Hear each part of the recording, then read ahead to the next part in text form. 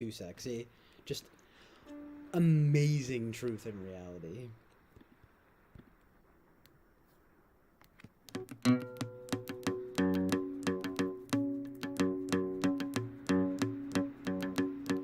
Oh, thank you very much, Shuffler.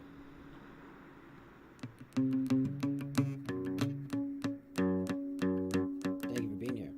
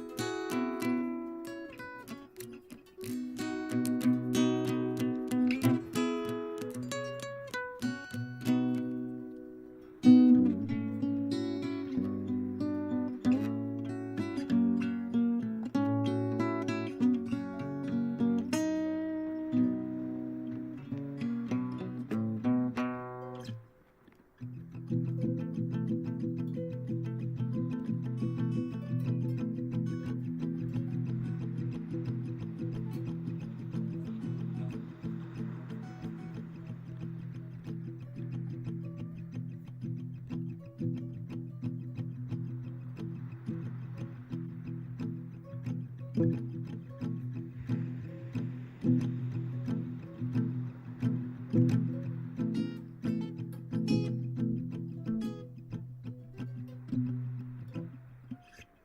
Okay, wait.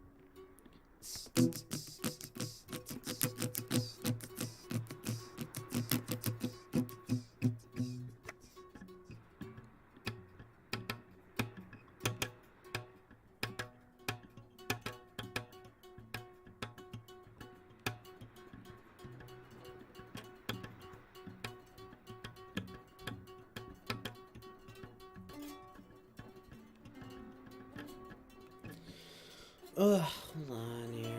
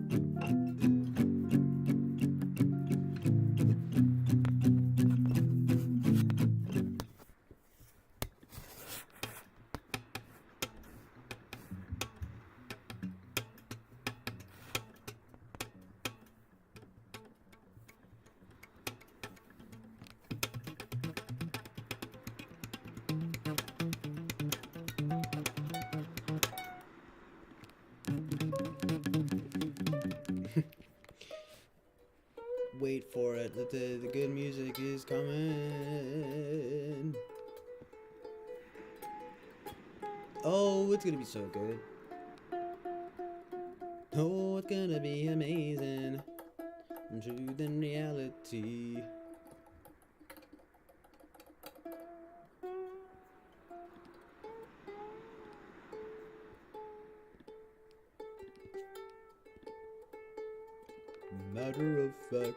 Matter of fact, pussy is not a matter of fact, matter of fact, matter of fact, pussy is not a matter of fact, matter of fact, matter of fact.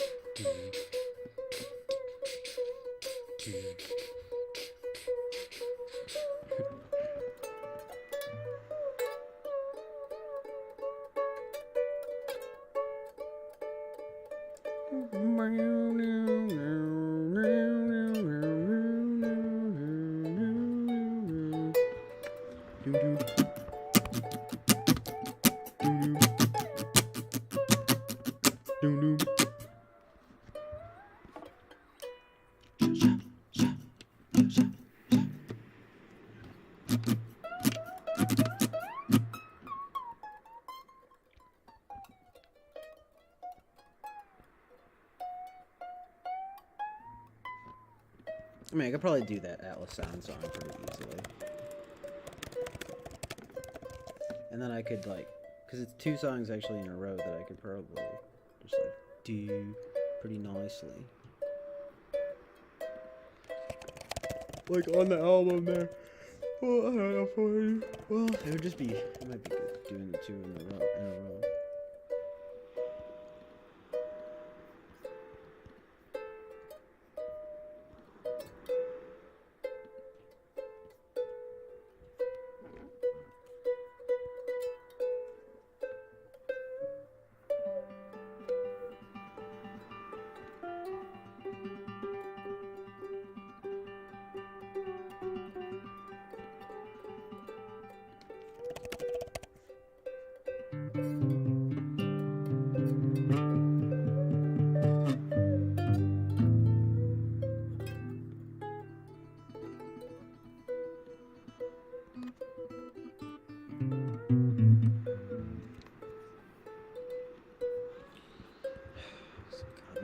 Copy and paste these lyrics again.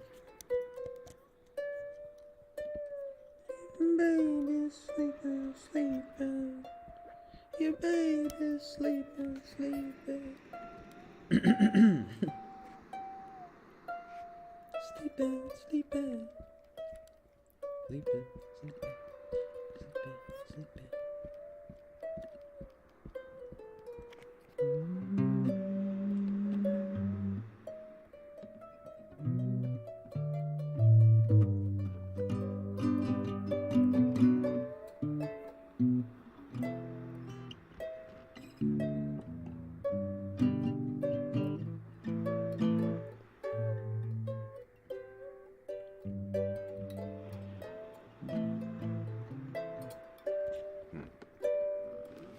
One sec.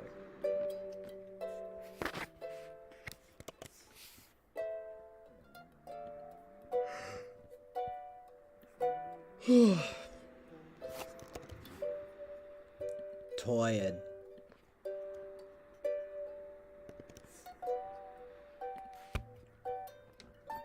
I know exactly how this goes, I just can't. Need to get that.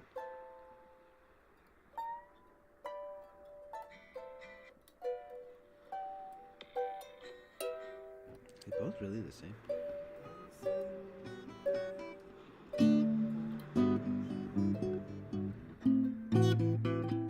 Nice. Yeah, hold on. You can play this.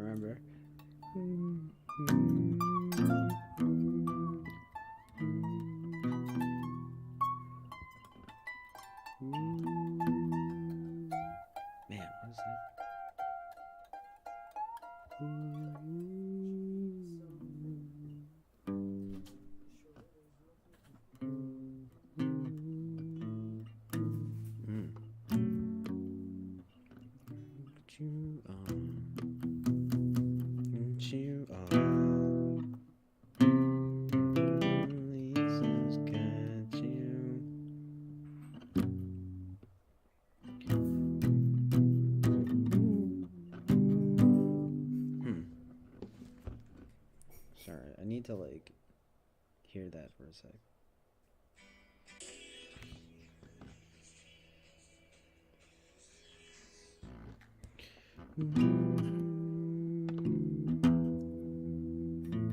It's weird because it's kind of like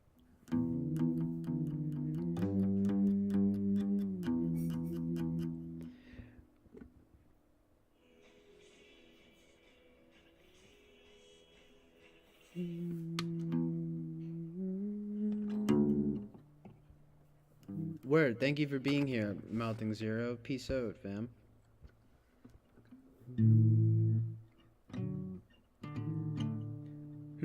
This is really, like, why? Huh.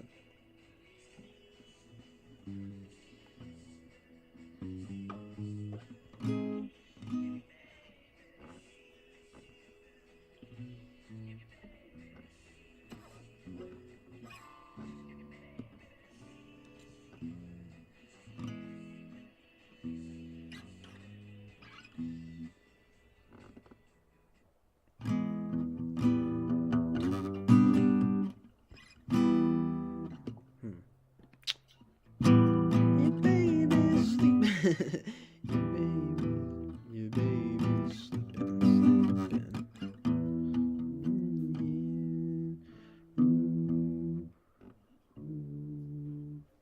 Man, that's the part that's always gotten me when trying to learn this song.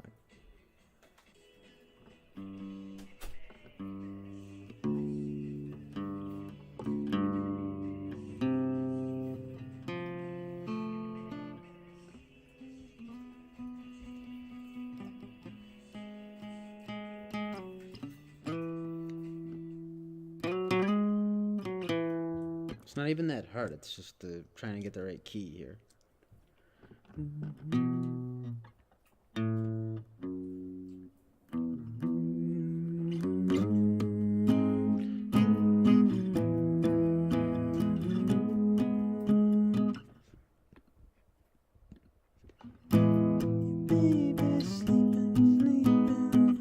like not that though.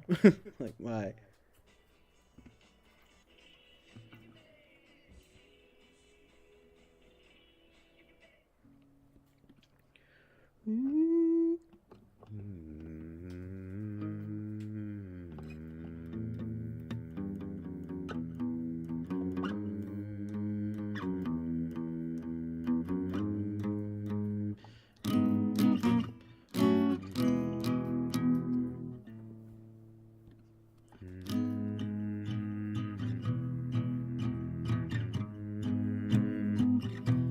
Your baby's sleeping, sleeping. Your baby's sleeping, sleeping. Your baby's sleeping, sleeping, sleeping, sleeping, sleeping,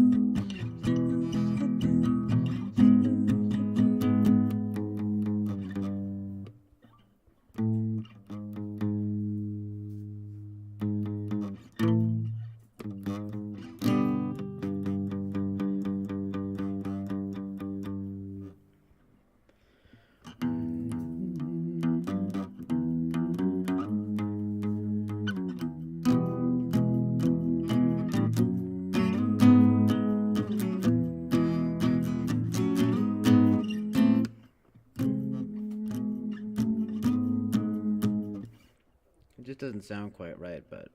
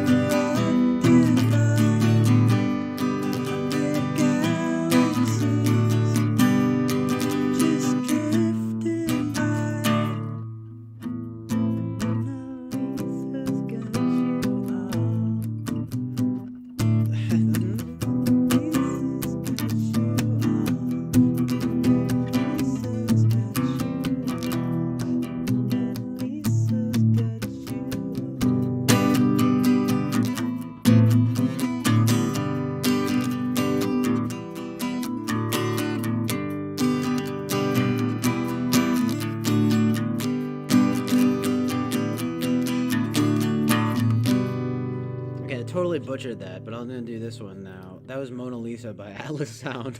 Horrible cover, but now I'm gonna do Praying Man, which I know way better. It's actually the sequential, it's the next song on the album, and it's funny because it's similar to chords, but I can play it way better. And it's actually kind of a better song. Or at least it's like, it's definitely more good. Yeah, this is called Praying Man by Atlas Sound. I just want to make this beat in tune here.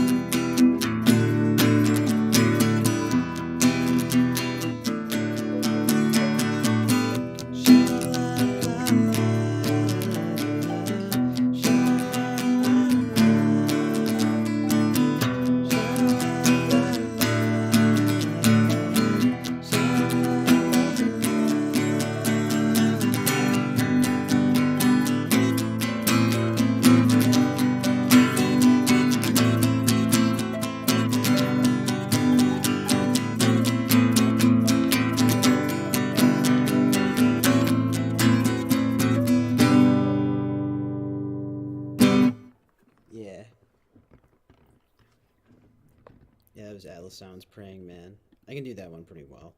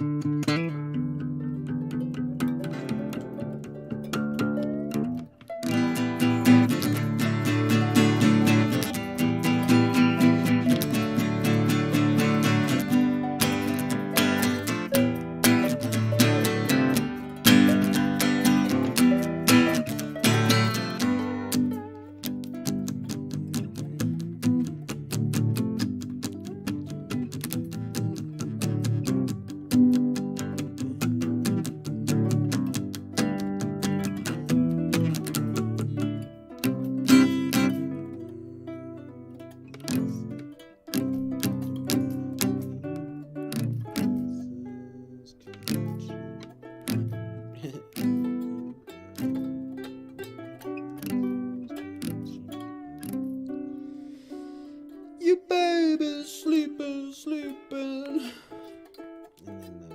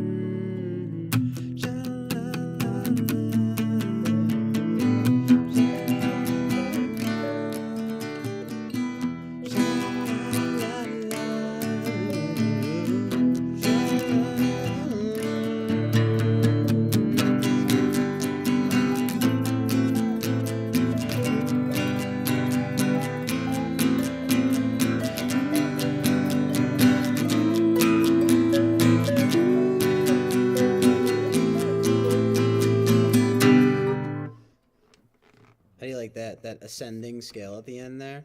Did you guys feel it? Did you guys ascend? So good, right?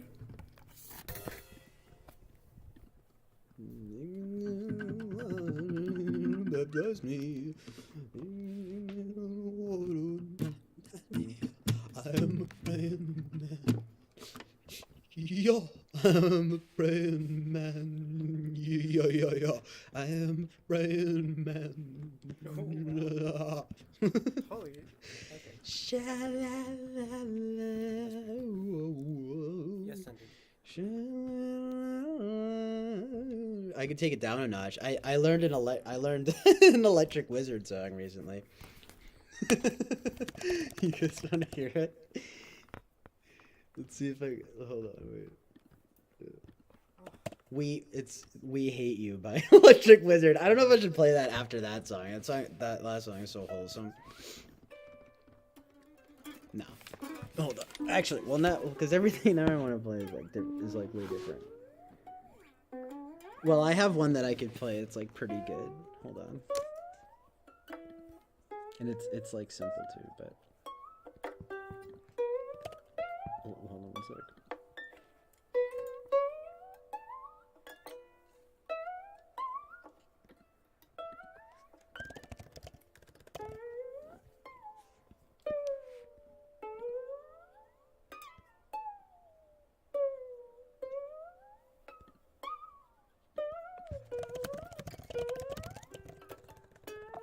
Ugh, come on, man. This fucking shit's giving me a hard time. Space here.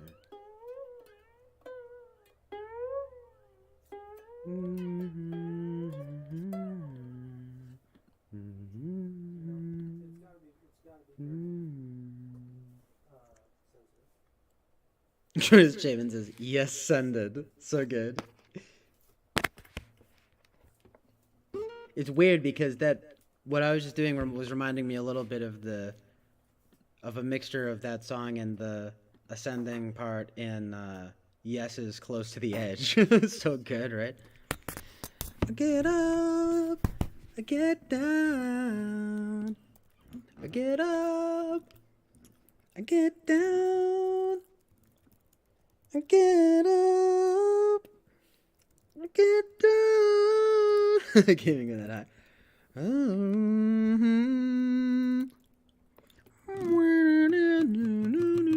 Oh my god, can you believe that song? So good.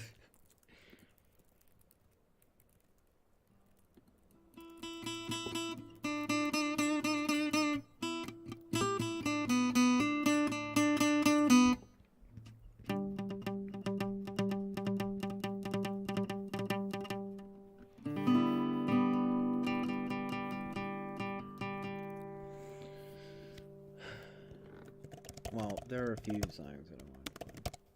Oh, it's so good.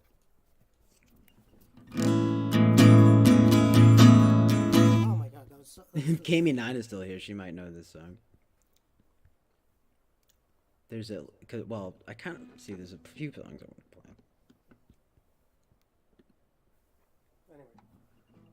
Anyway.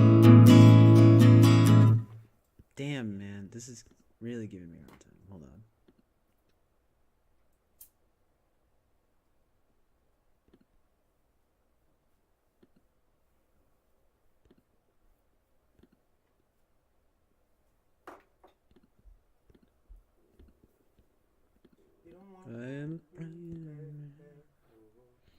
You.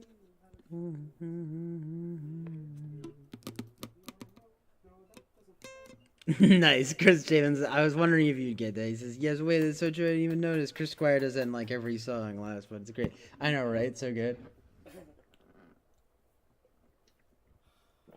Dude, I only like somewhat recently got into Yes with Fragile and Close to the Edge. They're both just like perfect. They're just both perfect albums. Like amazing.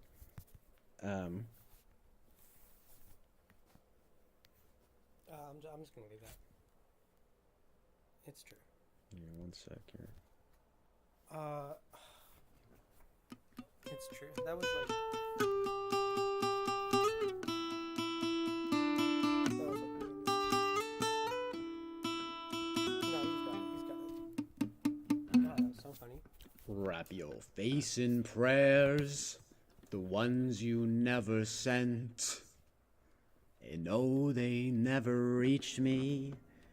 You know they never reached me. Aha. That was the same thing.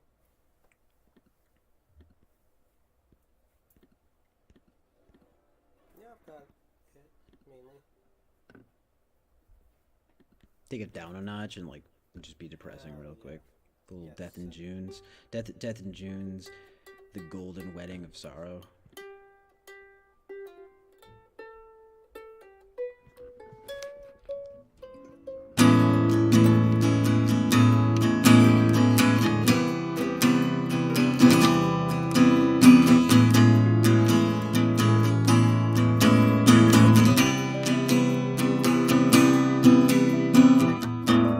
Wrap your face in prayers.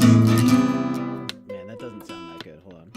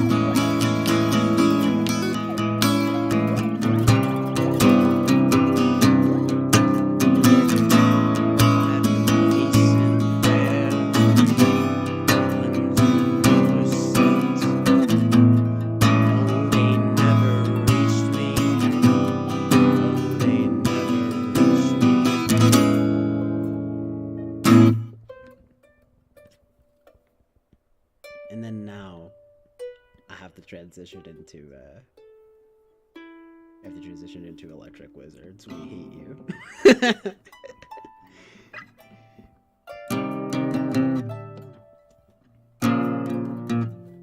No problem. Thanks for being here, Jonathan. Peace out. I'll talk to you later, dude. I'll hit you up, dude. Man,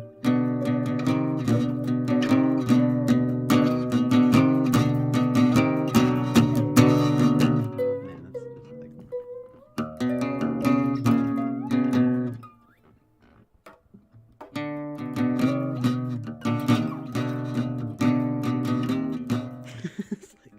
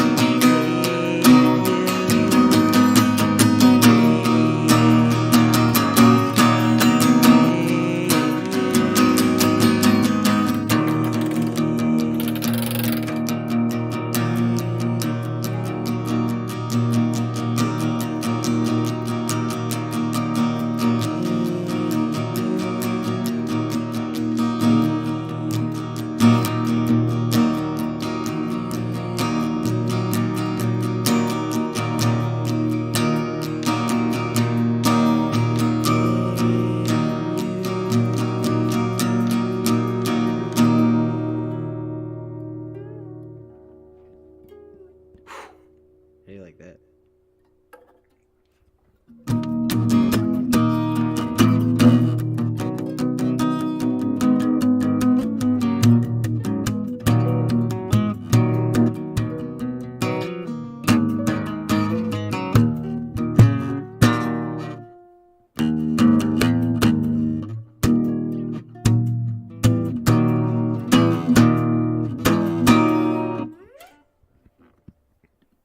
Alright, now let's switch up the vibe a little bit. Hold on a sec. Oh yeah. Well, I have another one. It's not exactly like a huge change in tone. But it's a nice segue into a more positive change in tone.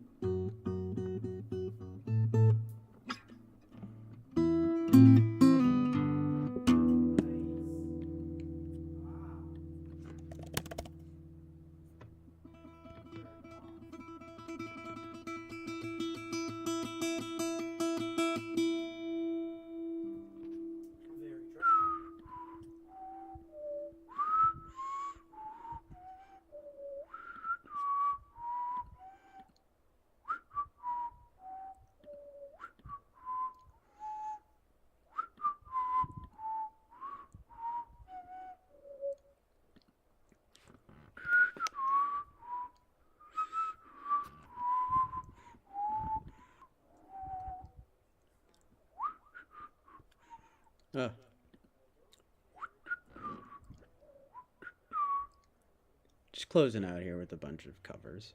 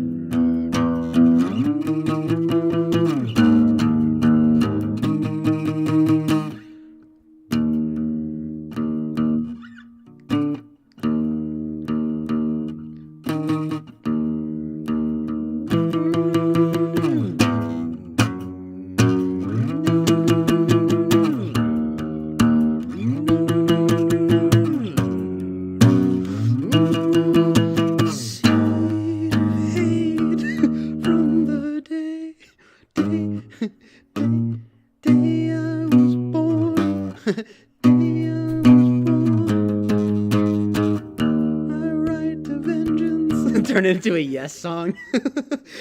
From me. For more like Rush, but like a Yes song. Yeah. Me has been torn, loveless and cold. My hate begins to breathe.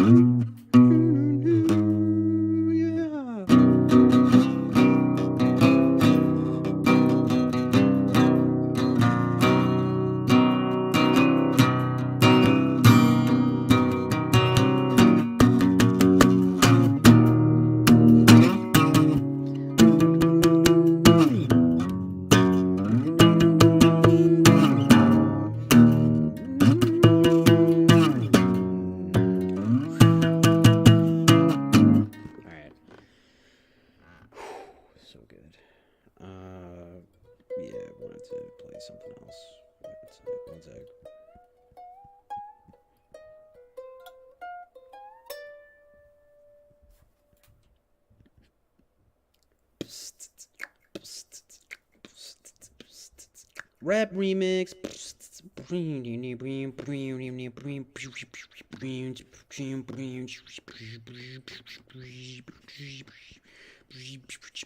That'd be dope if some rapper like sampled Electric Wizard's We Hate You So Good. Yeah, okay, one sec. My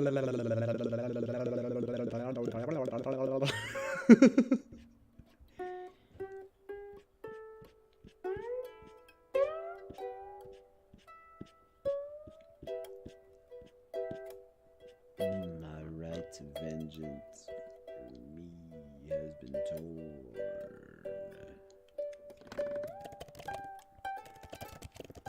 Pussy is not a matter of fact, matter of fact, matter of fact.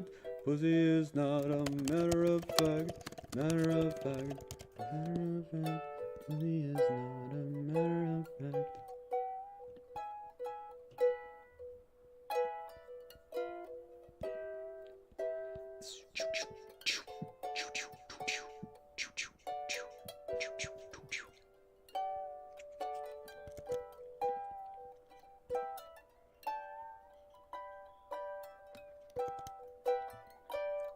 I have a message. Can you read what it says? Drive straight home. Drive straight home.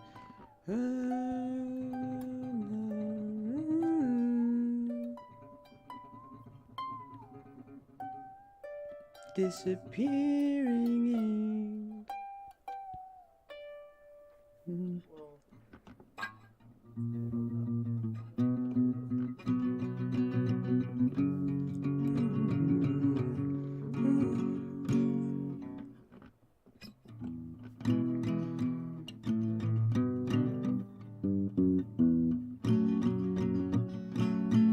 writing card,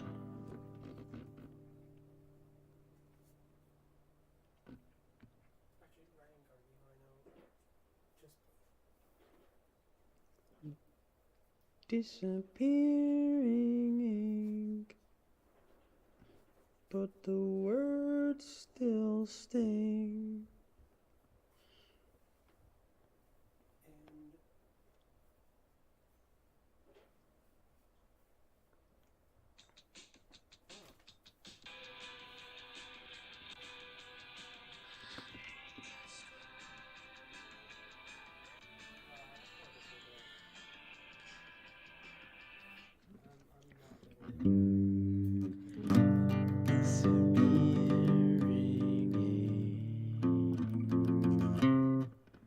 and But the words still sting.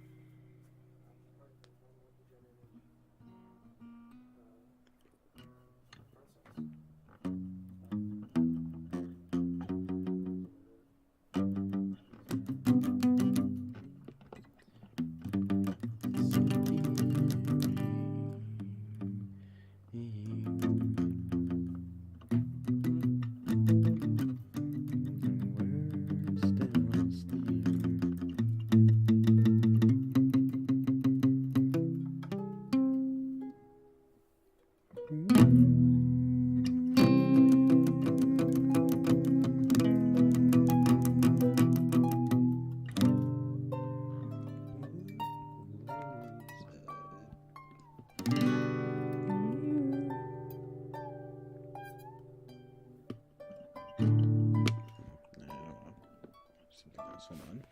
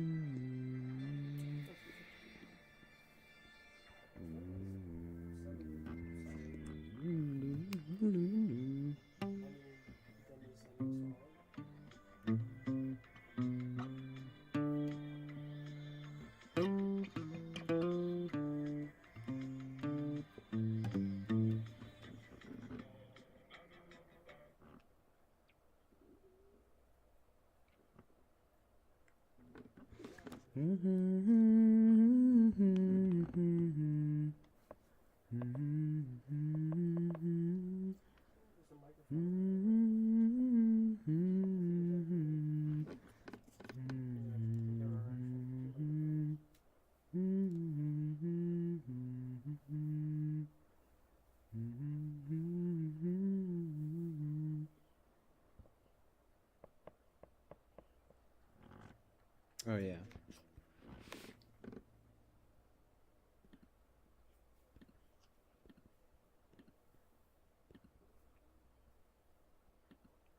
Was it by as soon as me?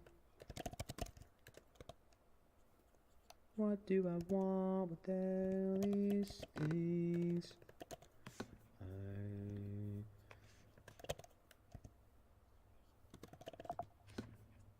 God, it's fucking annoying.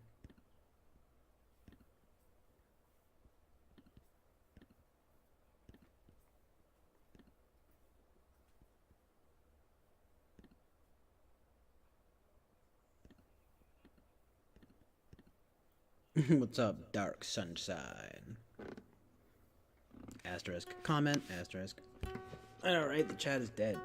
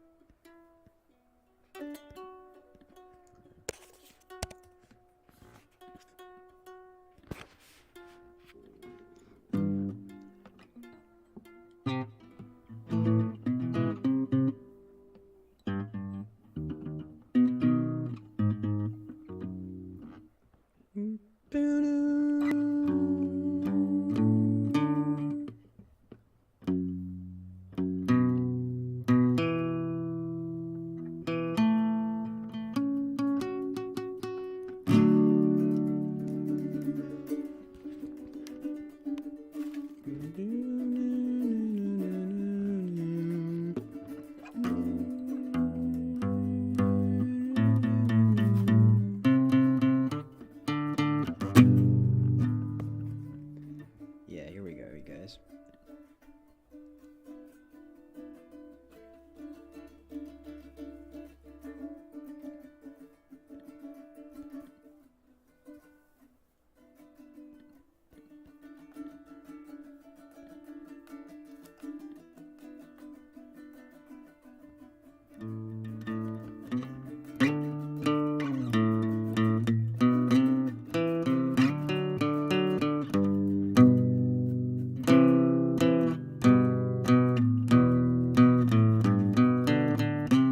I was just trying to find lyrics, but thank you, Dark Sunshine. Yeah.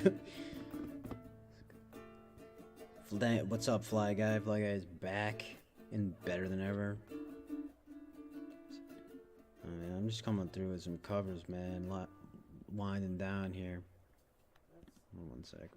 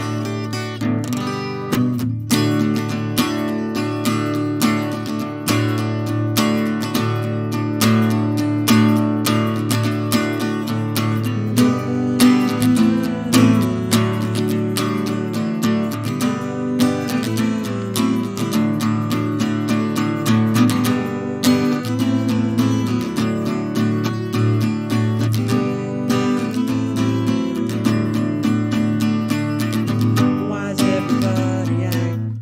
Why is everybody acting funny? Man, I had it wrong.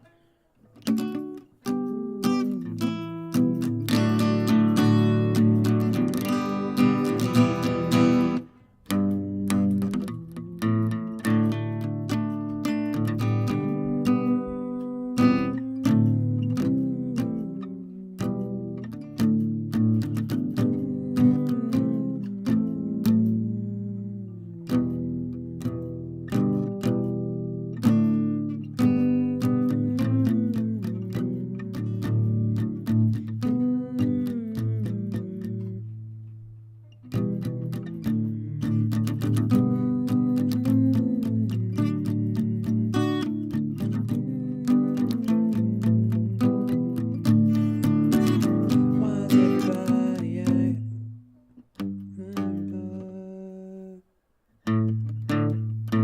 Why is everybody acting funny? Why does everybody look so strange? Why does everybody look so nasty? What do I want with all these things? I went along to the drugstore. I'm butchering this, sorry.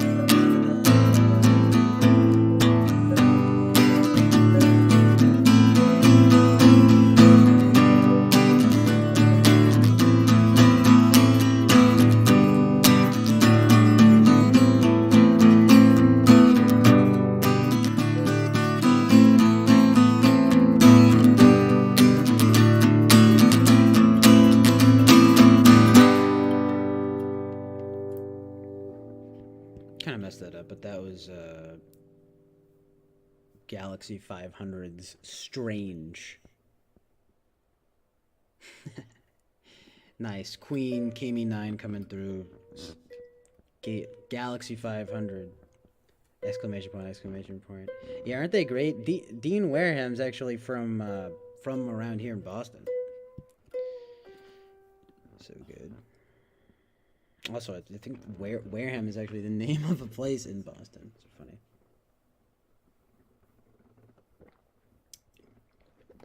I had to wait.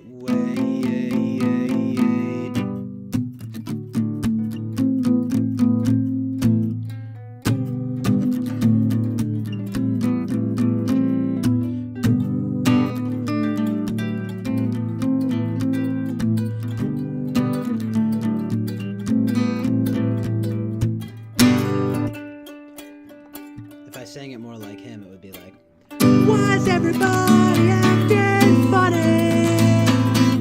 Why's everybody look so strange? Why's everybody look so nasty? What do I want with all these things? I went alone down to the drugstore. I went back into the coat.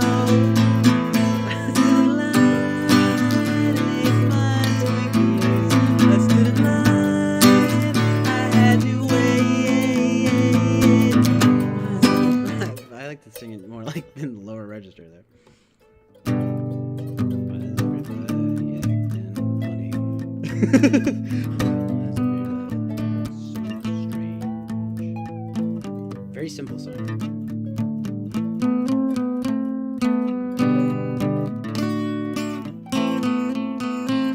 Na na na na. Na na na na. Na na na na.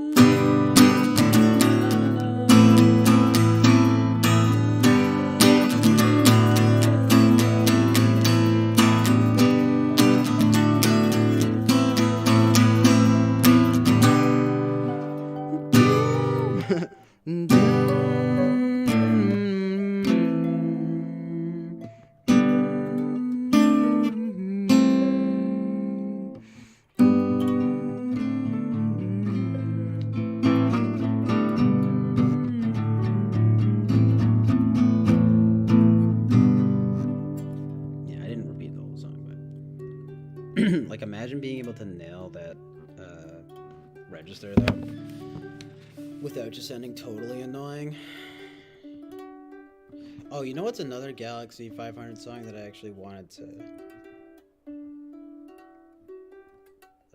do was Oblivious.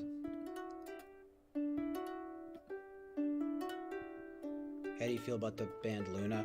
I need to actually listen to more from them. I've only heard that one song, like California all the way, in parentheses, all the way. It's chill. I have the feeling that it's more like refined, you know what I mean? Like there's probably like better production value, but I don't know. I'm sure it's probably like not on the same level as Galaxy 500, you know, but like, what do you think about them?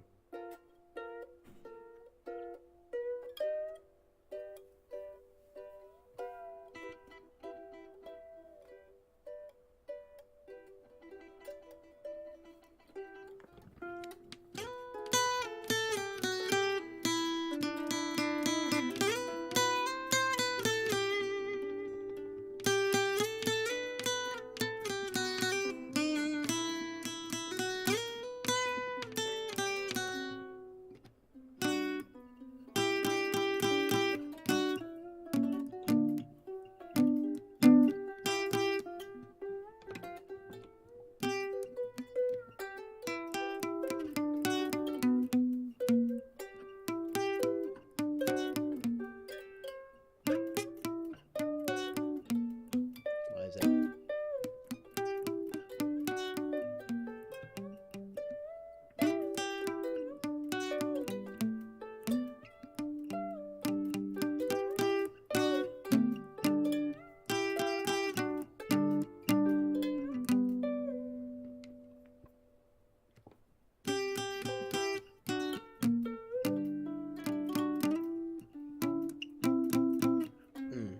Yeah, it's not on the same level, watered down. It's probably some good, easy listening though. I mean, if it's anything like Galaxy 500, it's probably just, but it's just like not as raw and like with better production value. It was probably like very chill and good, but yeah, I doubt it's like on that level. That kind of like formative sort of raw indie vibe, lo-fi indie vibe level.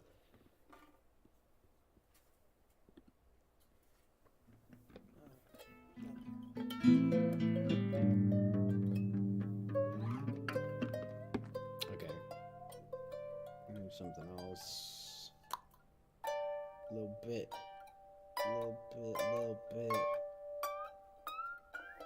I see. I do everything with this middle finger. I just keep using that middle finger.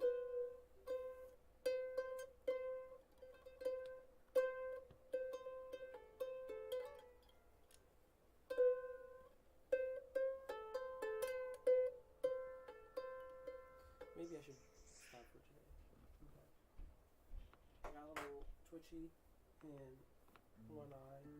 A little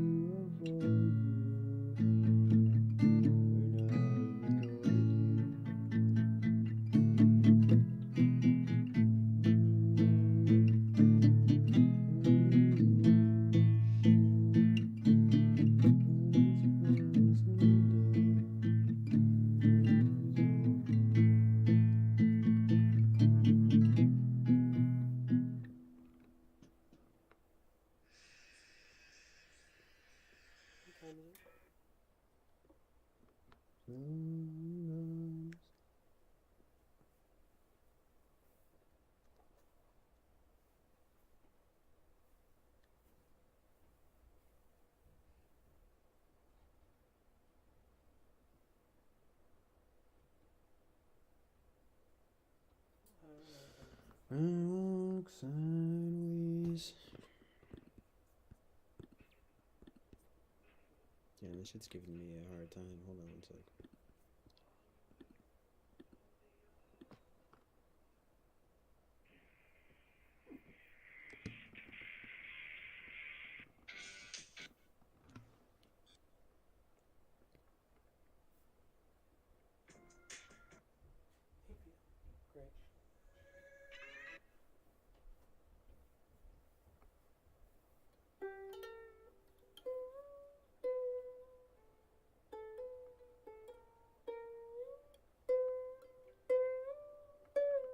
great. Where my vibes at?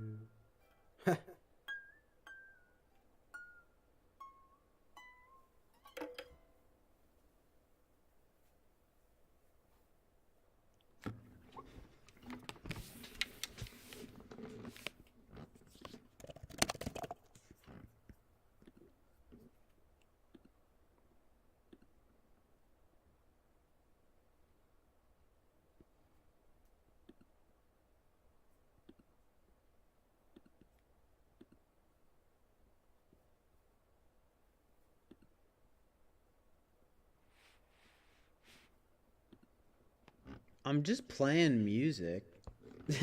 What's up, host Eric? Still call you host Eric in my own stream. Yeah, what's up, Eric? Thank you for being here. Have your early color. Life left you a wash in black and white. It's not the first time that my I've done a black and white theme here, but I figured I would do it coming back. It's some minimalist, some black and white minimalism for you guys to consider.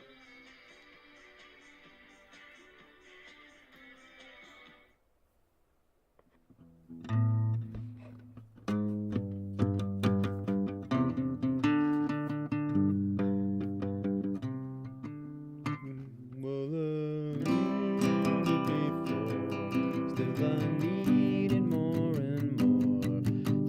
I don't know. I might just play that one because it's fun. Hold on.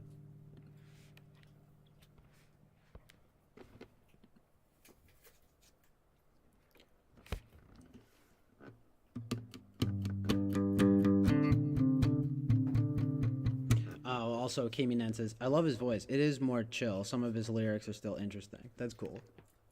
I'm gonna have to check it out. Hold on. Yeah. Ah,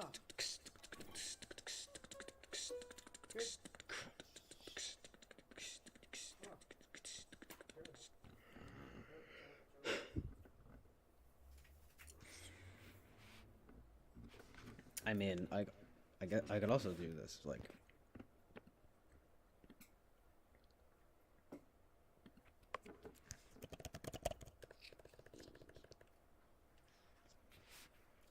Nice.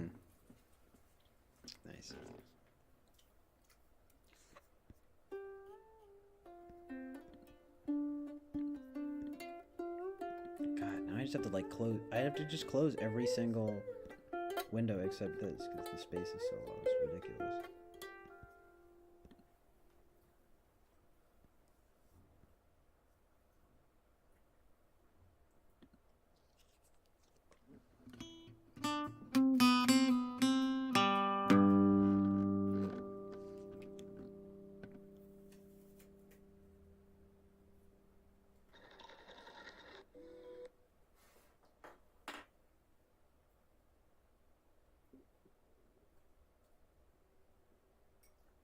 Bruh.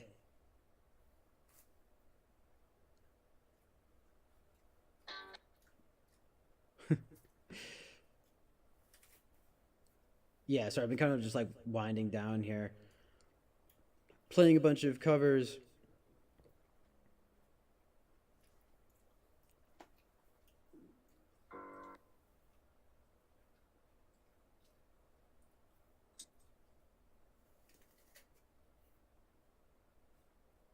Where's my smackers at, you know?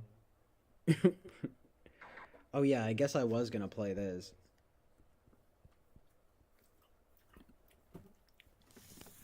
Just yeah, just 'cause it's fun to play.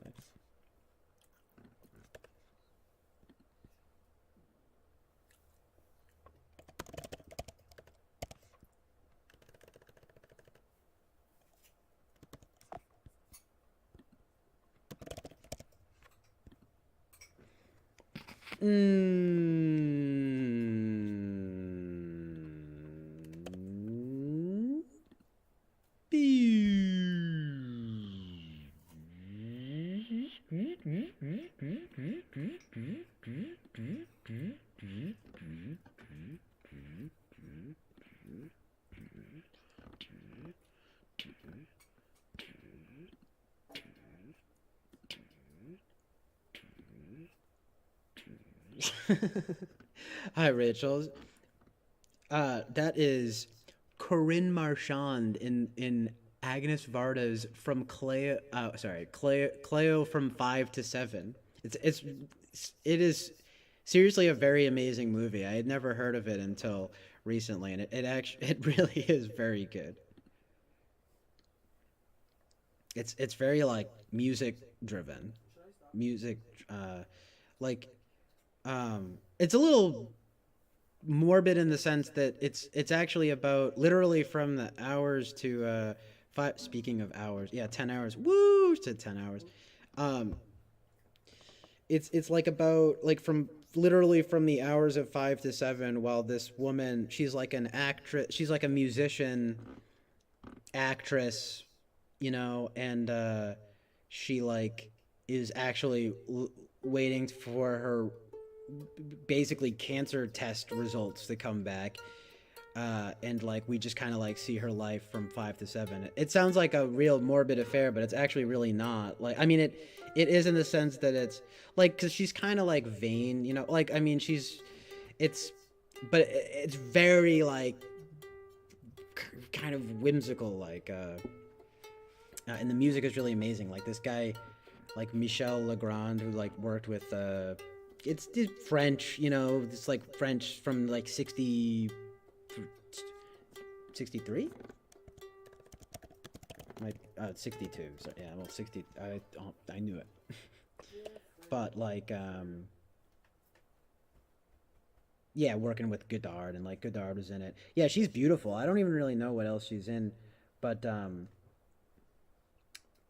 you know, it's like basically she's it's funny. I mean, it's like the first thing she does is like goes to see like she gets like a bad tarot card reading, and then we just watch her go through the day. Like she goes to see friends, and then she like works with her musician friends. And there's this unbelievable scene where she sings this one song. They all made up the songs. Like it's their. I couldn't even believe it. Because there's this one song like "Sans toi" that means like without you, and it like so theatrically like goes to her singing it, and it's really like moving because she's just so like emotive. I mean, because she's like she is melodramatic, but it works because it's like she's actually having to like contemplate life a little bit. You know, it's like she's very like beautiful, and she's kind of you know, she's like you know, hi, ooh, hi, blah blah blah blah. It's like, but I might die. You know, so it's like there's this mortality, like pondering and all that. And but the whole time it's, and then she goes and like her friend models at an art exhibit, and like she meets this guy, and then like the last minutes are actually pretty nice. I mean, I'm not trying to spoil everything. It's, believe it or not, there's a whole, but it's really, it's only like 90 minutes. Like it's just so good. Because it's technically not 2 hours, but yeah. So you know, she spends the time doing that. Okay. And she's chilling, but she's worried, obviously. But she's doing a bunch of stuff, and she's kind of like, it's a really amazing movie. Um,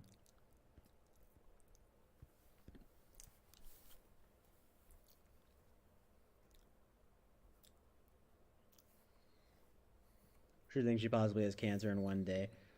Well, she's waiting. I'm even just reading it right here. It's funny. It's just like, well, because she's waiting for a biopsy to come back. I guess they don't usually take that quickly or something, but um, believe it or not, it's actually kind of a nice, like, kind of beautiful movie. But it's just that the premise sets it up for her to be considering life for a little while. But she's very nervous about it, and you know, um, seeing all these different people. Yeah, but when she does that one song, it's unbelievable. Um, all the music is amazing, and the visuals are really amazing. Like it's super stylish, you know. This fucking French people, they were just like ahead of the curve, like in the '60s. The French New Wave films, you know. I mean, people try to write that stuff off like, oh, like it's pretentious or whatever. I mean, just, you know, watch that and get back to me. Like, I can understand, like, maybe, like, Godard, like, not reaching people. Like, because Vivre sa vie, I think, like, is, like, totally comparable. Uh, but it's, like, more, like, I love it almost a little bit more, but it's more like dry and like philosophical. Like this woman Agnes Varda made it, and it's like you kind of feel like it sounds kind of funny, but it her being like a beautiful woman pop star like makes it for it's kind of like I like a really good study in like I think basically kind of like the feminine psyche. Like so it's pretty good cuz you know, like I mean she cuz one of the I mean for one obviously like she puts a lot of pride on her looks, right? And she is very beautiful. But you know, looks are, you know, you are fading and you're considering mortality and stuff, but like it's all handled. Yeah, exactly. It is beautiful. And it because you wouldn't think so necessarily, but it's kind of light enough to be like whimsical, you know. I'm telling you that music is just so good. Like there's a theme. It's like new new new new new new new new new new new new do do do do do do do do. Like whatever happened to like it's so beautiful. Like why do movies not get made like that anymore? You know what I mean? Yeah, it's on HBO Max though. I watched it on there actually. It's so good. I only saw it like in the past year, and I was like, oh my god, like I didn't know this was so like formative. You know, like totally comparable to that like Godard stuff. You know, everyone's always like, oh my god, like Jean Luc Godard and whatever. It's like you want to see the female counterpart. I would say it's like that. You know, and it's not like it's not lame like that either. Like it's like genuine considerations of like femininity, beauty, you know, the body, you know, without being it's nothing at all graphic or like vulgar or anything, you know. Like you know the slightest touch morbid, but mostly whimsical and kind of just stylish. You know, it's like it's actually kind of fun. Like I don't know, you can't. That's like a life movie. Some of those movies. That's I don't mean to keep ranting about it, but like movies like that, it's. I love when movies kind of like give you everything, but you don't. It's not like overwhelming. I'll tell you. You know, a movie I just started, and I actually am a little bit put off by how like hyper and campy it is. Is of all movies, Singing in the Rain. Now that's a beautiful song, right? But I am like, I just watched like the first like half hour of it, and it is like so just fucking hyper and campy that I'm like, all right, you know. Um, but for as you know, melodramatic and something like that's totally different, right? It's actually not. It's actually not that different because some might even call Cleo like a musical of sorts. You know, it's a music film, you could say. But oh my god, it's I guarantee it's better. To be honest, I know that's like people might be like, "What? No, you can't say that." It's like I'm saying it. I think it's probably way better. You know. Okay, but what was I gonna say? Yeah, no, it doesn't at all overwhelm you. You know, it feels completely like proper. Like there when there's so basically what I was gonna say is like for as like melodramatic as she is herself and like for as stylish as the movie is, it never becomes hyper or campy. You know what I mean? And it's so like oh like it totally could, you know, but like it does not at all. That's what's so funny. Like, I mean, it's because it's so just fucking formative. It even I think you and Eric probably I you remember you guys talking about it. The funny enough, it actually turns into like without so much all the dialogue and the '90s vibe. It there's a little bit of like it kind of predates like it's kind of like proto like before sunrise, you know, something like that. I think that's like a really good comparison to be honest. Very like proto like before sunrise, except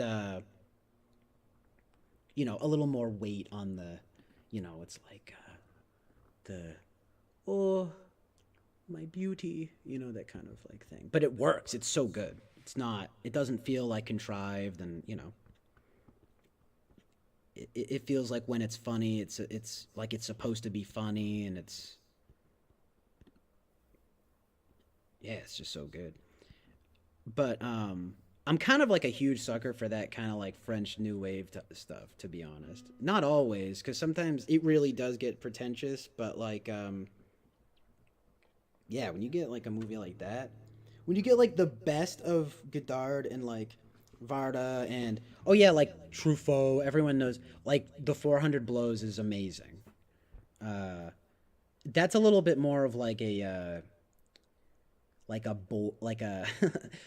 boy film, I guess. But it's an everyone film. I mean, it's a masterpiece. But it's oh, and the music in that one too is unbelievable.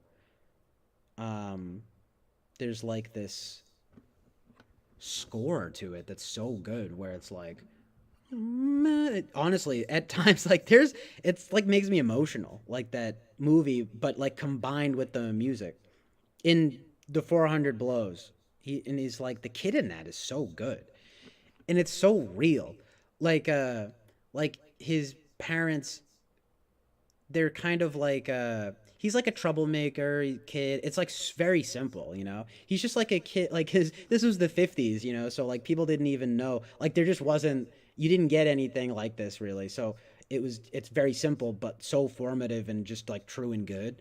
Where it's literally just you know he's a troubled schoolboy kind of, but it's like the parents actually they aren't that bad. They just there's just some drama and they kind of are back and forth in their of their discipline of the kid, you know. And oh, that's one of those movies where that's like one of the best movies ever made. But you kind of just fall there anyway. Though there's this score though where it's like alternating throughout, but it kind of maintains the same thing where it does this like ascending and descending thing where it's like again these just like sort of similar things, but they just nail it with the music where it's like you know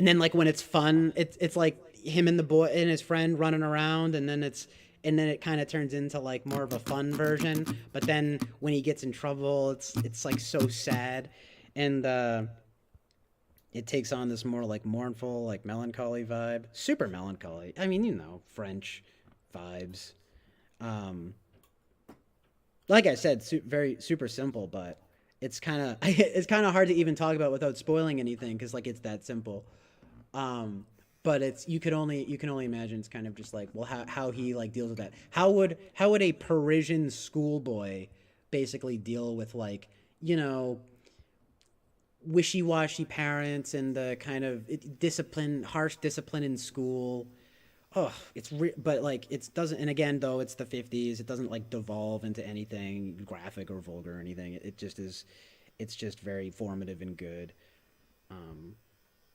it's a little sad though, definitely in that way. I would even say it's actually a little more sad in a sense than like Cleo, because at least in Cleo you kind of get the like she's so like Corinne Marchand. This woman is just because she's just so beautiful. She's so like up that even when she's sad, there's so it's so theatrical. But bro, like that boy that they got for frickin' the 400 blows, for example, like he's just a boy. Like he's just he's got a little look in his eye. He's just kind of like it's like what's gonna become of this boy? Like he's and it's oh god, it's really like emotional because he's really not that bad or anything. It's the classic thing. He's kind of probably acting out for like attention, you know. It's sad though. It's like people, you know, they don't know how to like handle him.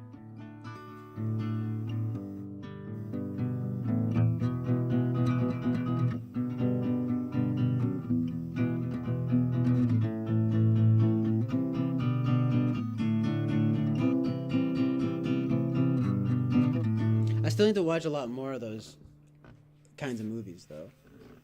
But yeah, speaking of Godard, just the last thing I'll say, like V versus V though, kind of a pretty good like trilogy that I'm talking about right here. If you wanted to get a nice little French New Wave education, it would be like the 400 Blows, V versus V, and Cleo from 5 to 7. Just like three of the best movies I've ever seen. And like V versus V, again, pretty simple. It's actually about a woman who becomes a prostitute, But without just getting way too, as I keep ranting, like basically, you wouldn't even think it's about a prostitute, though. You know what I mean? Like, because it's so classy. And it's actually like very existential. You know, I mean, some people might be like, oh, whatever, because there's a lot of talking. Like Godard, he Tarantino was actually very inspired by him, and he even said, I was listening to him talk about him recently, and he was saying, well, he says a lot in general, but he says a lot about Godard, where he's like, oh, he's one of these guys you like when you're like a young man getting into film, and you grow out of him. I don't know if that's true, especially like with V versus V.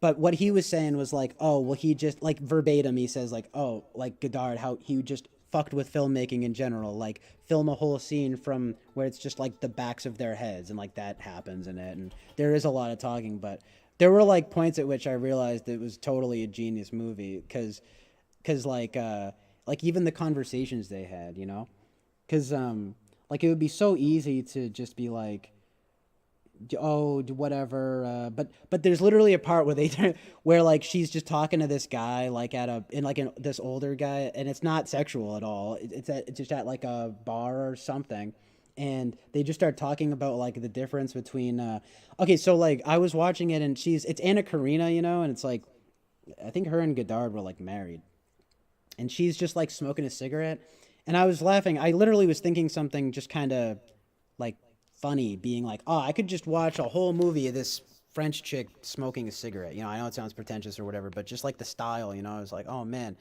so good. And then basically the moment that I knew it was genius was because like very soon after that, she starts having a conversation with this guy, and it's all philosophical, and they're talking about like the difference between like thinking and speaking, like the thinking life and the speaking life, and like well, it was about like words. It was about like, because I was thinking it's nonverbal communication, like there's verbal and there's nonverbal communication, and then I'm like thinking that, and then right after that they start talking about that, and I'm like, oh my god, I'm like, this is actually really good. And then right after that, there's this amazing scene where she like dances, and there's like this awesome song that plays. Again, it's actually that same guy, Michel Legrand. She does this like dance, and again, it's like you wouldn't even know. There is a scene where they give a sort of instruction manual on like how to hook per se. That it's like, I'm sure it was like risque for the time, but like it's so perfectly done. Like, they go through. I know it like sounds a little like sordid or something, but it's like it's really not, because it's like all you ever see is probably just because it's old, of course, so they couldn't get away with more. But it's better that way, in my opinion, because it's like, okay, so they go through like the house at one point, and it's like, you see like a little bit of like a girl's butt, and like then you just see like there's a guy, there's a girl. She opens a door, but it's all like artfully done. I mean, you can tell if you want to. Just the last thing I'll say about it, it's like if you've ever seen like anything from Wes Anderson, it's like he completely. He's one of my favorite filmmakers like of all time. Some of my favorite movies of all time. But he was like hugely influenced by like French New Wave stuff, because it's that whole thing of it's classy. Like I said, it's like you wouldn't even think like, oh yeah, that's right. Like this is a movie about like a woman who like turns to prostitution, but it's like they're so like well dressed and well spoken and everything. Like you just wouldn't even think that, it's almost, she's more like a female escort, but like in the process though, I mean, it's kind of perfectly handled. Like I said, like even like everything down to that, to even something that sounds silly, like frivolous like that, where it's like, no, we don't need again, any descent into like graphicness or vulgarity, we can just see an artful like shot of how we go through, and she's at a place, and you can understand that there's hooking going on, but all you see is this kind of like, I mean, you could argue, oh well, it's sanitizing it or something, right? But let's be real, it like makes it good, because like I said, all you see is, oh, the woman turned around, you see like a little bit of like her butt, and then you just see kind of just like there's someone else there. There's a guy and a girl, and then hey, you know, he's like kind of like shut the door, and then you go over, and then there's like another chick, and she's like putting on a robe or something. I think something like that, and then it goes back to the main chick, and she leaves. It's like perfect. That's all we need to see, you know. We get it, you know. And then like the rest of it, funny enough, is like all just like existential musing. I'm just like totally a sucker for that stuff, you know. And then it's punctuated by like some scenes of like action that are like really like simple. It's just like super minimal too. Like, you know, I'm just into that stuff. I'm a little late to the game though too, if you will, because like when I first saw, like I said, you know, now I know like where Wes Anderson gets the whole thing of like, you just go fully like artful and classy with it. Like it's not that really people just overuse the word pretentious, you know. It's like yeah, sure, right. People totally will call Godard pretentious. I think that's why like well, like Tarantino, you know, he's all like, oh, you get into him and then you kind of like grow out of him because whatever, because he was just like messing with filmmaking or something. But yeah, the only thing that I would say about like V versus V, which by the way means like My Life to Live, which is such a dramatic title, but it kind of lives up to it because it's about like her choices though, you know. It's like, and Godard, I will say, funny enough, actually, I really don't want to spoil anything, but the funny thing is that it doesn't really come out in V versus V, but he does have views that sometimes come off a little bit misogynistic. And it like, but Anna Karina in the movie is definitely not, you know, someone to be laughed at or something. She's definitely like a tragic figure, but I mean, but you know, it's just handled so beautifully. I would just say some people want to criticize it because it's like kind of detached, like, you know, it's like and the way it ends it's like I can't spoil it, but the way it ends is so kind of matter of fact, and you're just like, what? Oh, wow, okay, wow, okay. But again, short movie, love it, you know. It's like, just give me like a nice 90 minutes, and you know, because I'm just saying, people will say, I forget what's the word, like the guy makes movies like a writer, or like an author would, but in like a rigorous way, so it can be like a little bit detached, like, you know, it's not you know, it's like so far from I can't even think, like, what's an example of, I mean, you know, any other kind of movie. If you just saw any other movie where like a chick becomes like a hooker, like it would just be, there's no way it's nearly as good as V versus V. You know what I mean? Like, I'm sorry, but there's just no way that it is. But you could also argue though, well, it doesn't, you know, it's a little bit detached, but like I like it that way, you know? Um, the other two movies I named aren't as detached. And I'm not saying Anna Karina, like, I'm not saying it's totally detached, but has anyone seen KM9? Have you seen V versus V? Like, am I wrong? Like, isn't it's a little bit kind of more studious. Like it doesn't feel like it's like, yeah, it's like a character study, but it's more like yeah,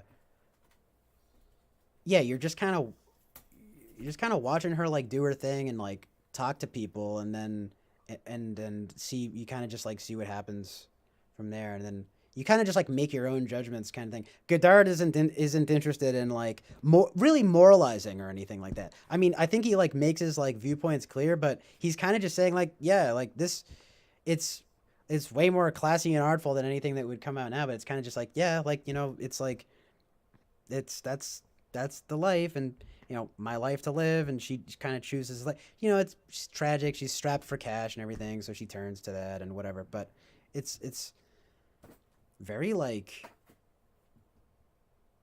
I mean, you can't even imagine making a movie like that now. Not only because it's so like intelligent, but because it's. I'm saying it doesn't moralize, but like I said, it kind of does. There's no like there's none of this nonsense that we get nowadays where it's just like pro sex work. It's like it's kind of like.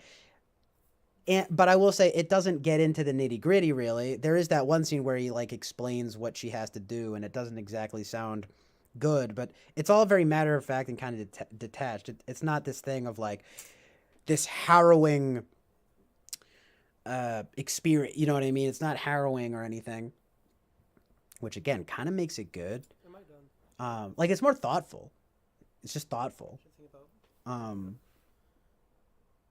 But in the end, you realize, well, no, it's not. It's not a good Eaten. life choice. But, and I'm not saying that wouldn't necessarily all come across nowadays in some movies, but it just probably wouldn't be made in ways because, like, have you got like the big movie that people know from Godard is Breathless, and I mean, that movie is much more kind of like overtly misogynistic in a way. Whereas, V vs. V, I think genuinely, if not entirely, well, it's because of Godard, but it's because of Anna Karina too. She kind of makes the performance like she gives it more life so that it really feels like she's not stupid, She's actually pretty smart. But that doesn't, I mean, it's a little depressing, but it's basically, it doesn't absolve her of anything. She still makes these life choices that are not very good.